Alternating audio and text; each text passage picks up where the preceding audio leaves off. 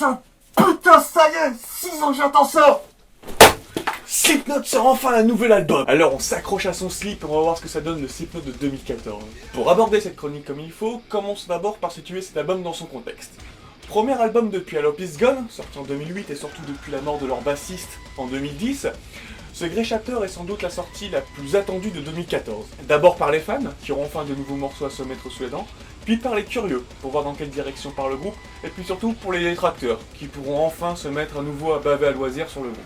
Album d'autant plus attendu au tournant que son élaboration ne s'est pas faite sans péripéties, avec, à la surprise générale, l'éviction comme un malpropre d'un des piliers et compositeurs principaux du groupe, Joe Jordison, batteur emblématique de la formation. Perso, moi je fais partie de la première catégorie, et je peux vous dire que la fine équipe de l'Iowa a intérêt à frotter dur et à bien utiliser ses coudes pour laver l'affront du précédent album. Car hormis quelques titres, on a surtout le droit à des blues insipides, toutes foutues en l'air par un Corey Taylor qui stone sourise tout ce qu'il touche. Ah putain, mais il part bien ce morceau là.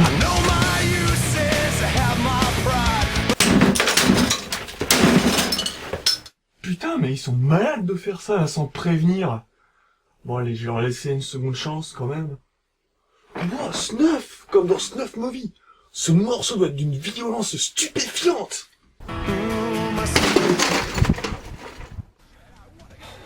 Triste et douloureux souvenir de tout cela. D'ailleurs, en parlant de stone sourisation, je suis peut-être parti un peu trop vite en besogne. Car lorsque l'on prend compte de tous les tenants et les aboutissants, on se rend compte que plus Slipknot se rapproche de l'idée de ce que l'on fait de Stone Sour, lui, s'enfonce dans le mièvre et le médiocre. Ce qui fait que jamais les groupes ne se touchent vraiment. Une sorte d'insymptote nul en quelque sorte. Mais revenons à nos boucs.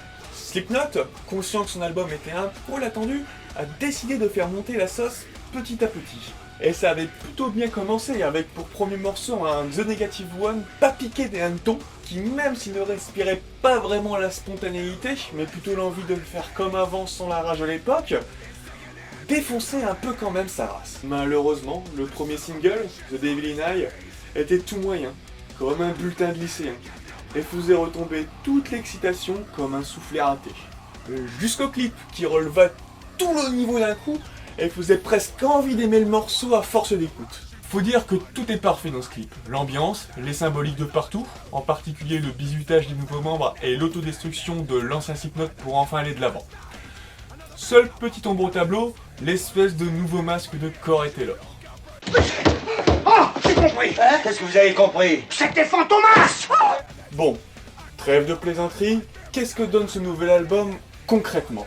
Comme l'on fait les choses dans l'ordre, commençons d'abord par la pochette. Qui est bien moche, il faut le dire. Surtout quand on sait que l'espèce de fille salope du Baron Samedi avait déjà été utilisée pour la promo du Knotfest il y a plus d'1 an. Mais soit, c'est pas comme si Slipknot nous avait habitués à des pochettes de fou non plus. Alors penchons-nous plutôt sur ce que l'album donne musicalement. Et là, il faut le dire, l'album est vraiment putain de bon. Sérieusement, j'ai dû l'écouter plus de fois en entier en une semaine qu'All Hope Is Gone depuis sa sortie.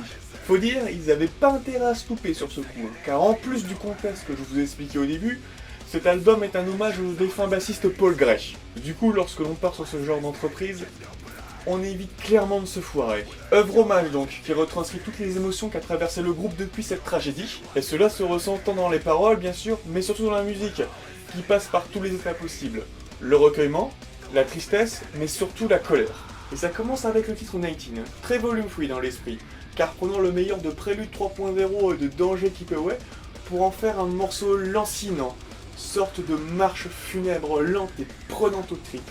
Car on a ici la meilleure intro du groupe, la seule que l'on pourrait écouter en boucle sans problème, avec une énorme montée émotionnelle à la fin qui stoppe net. Parfaite préparation de terrain pour un farouche sarcastrophe qui fait vraiment plaisir à entendre, où Corey Taylor commence à déjà nous dégueuler ses clips sur le refrain, où l'on entend d'ailleurs halteler. comme au bon vieux temps des prods Ross Robinson avec des titres comme Sick ou Heretic Anthem.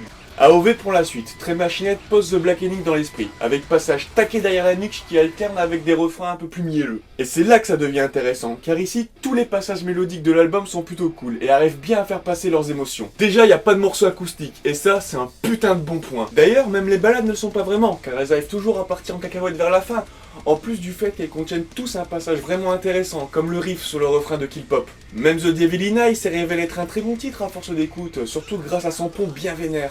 Mais ce que je place au top du top à ce niveau, c'est le titre Normandique.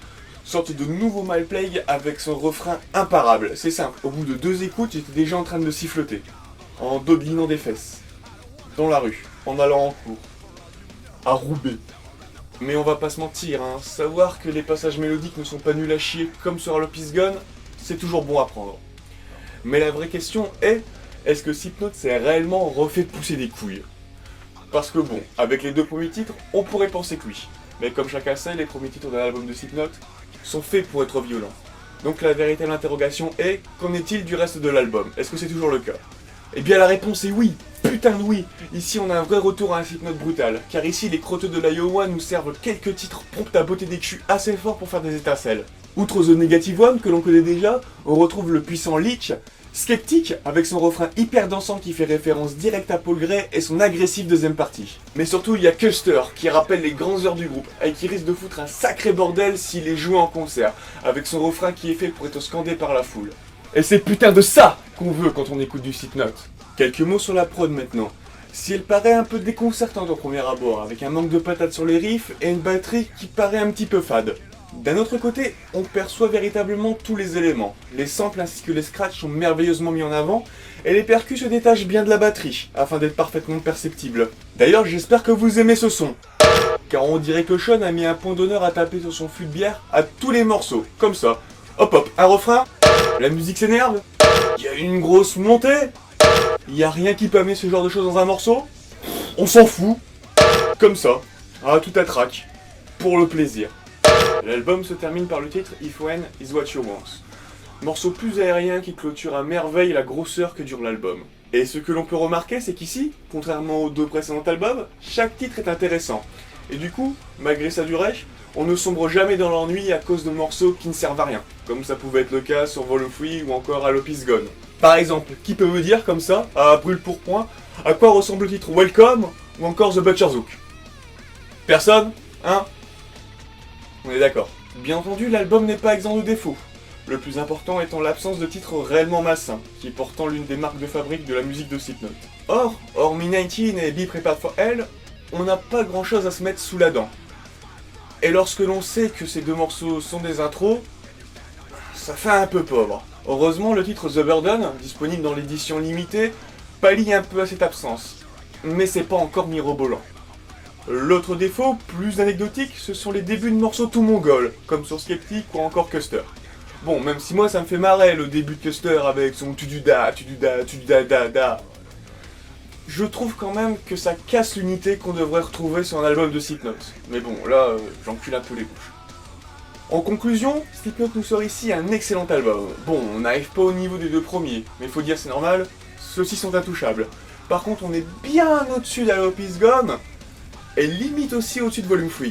Parfait album de la renaissance pour le groupe, ce Grey Chapter était ce qu'il fallait à Slipknot pour repartir de l'avant. Pas grand monde attendait quelque chose de cet album, et beaucoup de fans s'attendaient surtout à être déçus. Et au final, Slipknot nous sort ici une bonne claque dans la gueule. Et dans tous les cas, entendre Corey Taylor gueuler son cut me up and fuck me up en ramènera beaucoup à l'adolescence.